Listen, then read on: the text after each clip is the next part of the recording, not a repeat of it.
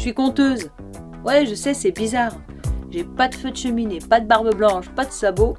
Ça colle pas trop, mais je suis conteuse. Et ma copine Lisa, les contes, elle, ça la crispe. Ça l'intéresse aussi. Du coup, on discute.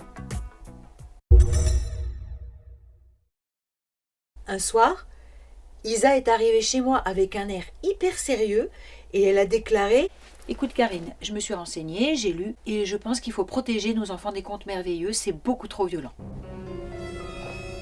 Ah ouais, carrément. Tu sais, moi Isa, je me dis que quand on écoute un conte, on est au moins deux. Ça vaut mieux que d'être seul derrière un écran, déjà ça.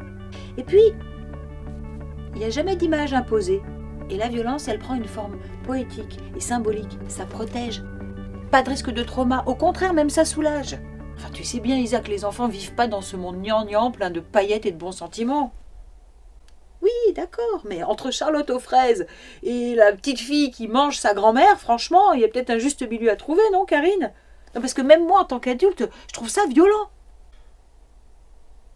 De toute façon, aujourd'hui, tout est violent. Et moi, je me demande, si tout est toujours lisse et conforme à la morale, comment est-ce que nos enfants vont apprendre à analyser, à s'indigner aussi, et à se défendre? Puis tu sais, Isa, j'en peux plus.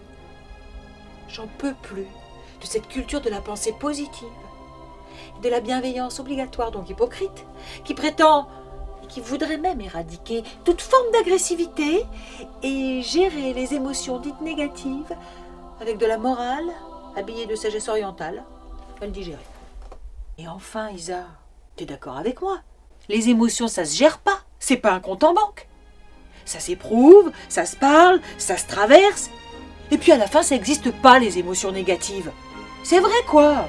La jalousie, la rage, le désespoir, la passion, l'angoisse, la haine même nous sont nécessaires. Sans elles, on serait amputé d'une part de notre humanité. Alors, merci les contes, de leur donner un espace. Eh oh! Redescends, Karine. On se calme. Tes contes merveilleux, c'est des vrais films d'horreur.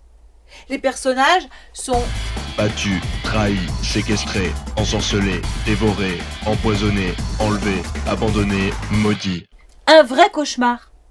Les épreuves se répètent comme une malédiction. Franchement, je vois pas ce qu'il y a de merveilleux là-dedans. C'est vrai. Rater. Rater mieux. Rater encore. Rater pire, disait Beckett. Ça se répète. Mais à un moment, ça se résout. Et d'ailleurs, c'est pas un happy end hollywoodien, ni même un triomphe des forces du bien sur les forces du mal. Non, moi je pense que c'est plutôt une résolution, mais au sens musical, tu vois. Da da da da da da da. Tension, résolution. Quelque chose d'évident et de soulageant. La fin des répétitions douloureuses. Ah bon?